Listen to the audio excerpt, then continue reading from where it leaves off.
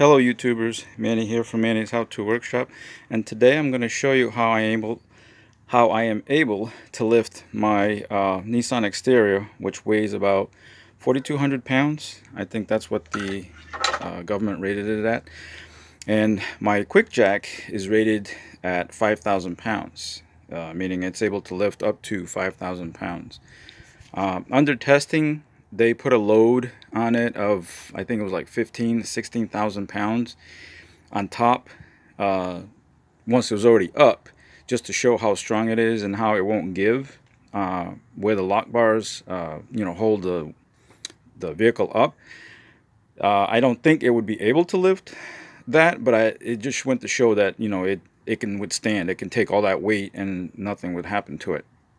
But anyway, so I'm gonna show you how what it looks like when it's in a rest position, and I'm gonna show you some blocks that I made to be able to lift my truck up, because my truck's clearance right there, right over here, is pretty high.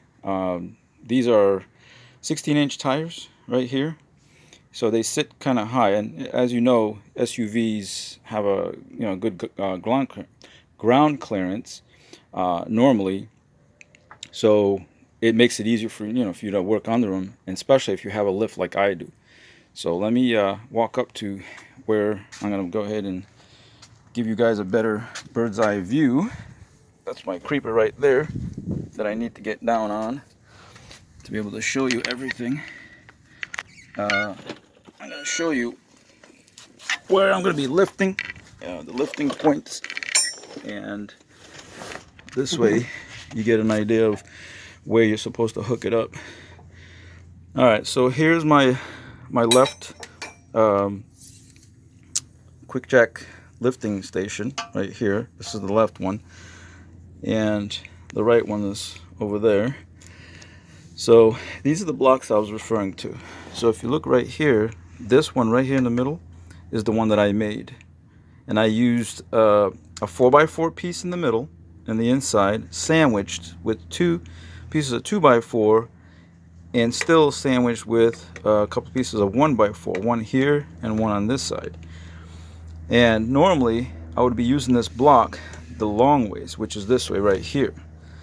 This of course is only 3.5 inches wide, but here it's I believe it's like 5.5 inches, and this one right here is like 8 3/4 high, whereas, and these are the rear ones, by the way, same thing on the other side over there, but the front ones are, freaking mosquitoes already out, the front ones are 10 3/4 long, and same dimension.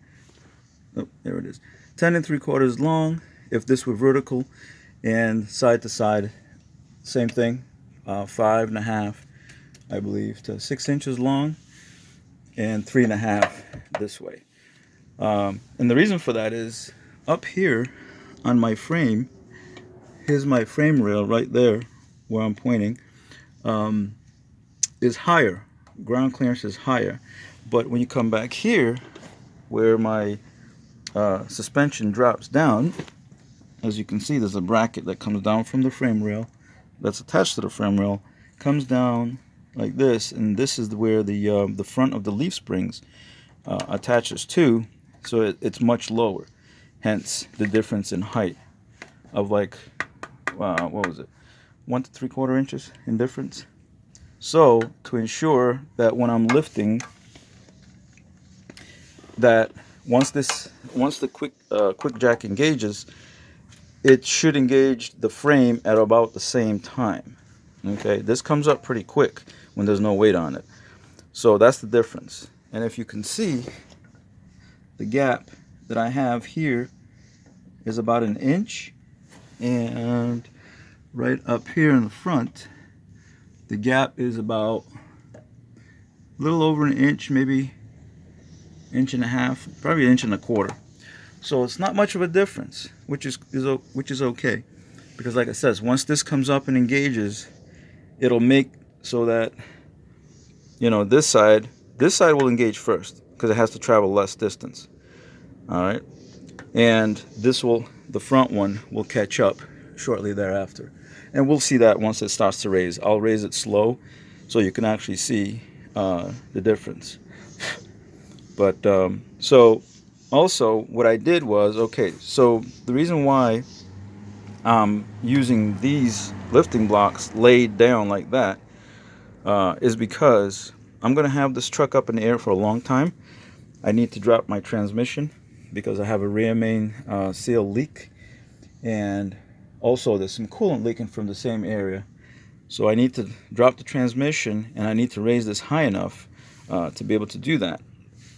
And so the reason why I'm laying these down is because normally with this, with the Quickjack, it comes with rubber lifting blocks, 2.5 inch, no, 1.5 inch and 3-inch blocks. You get like 4 of each, and those, you know, staying up that long, it keeps getting compressed from the weight of the vehicle, and over time it's going to shrink.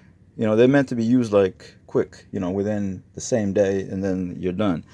But since it's going to be up in there for a long time, I'm going to go ahead and use these extra additional. These are actually 2x6 pieces, cut almost the same length as my lifting blocks. I have one on the bottom, one on the top, and that's to spread the load better, because these are solid and this has got, you know, different joints. So in order for me to spread that load better, especially across the top of the Quickjack, I went with this. And now, of course, I can use them in the future.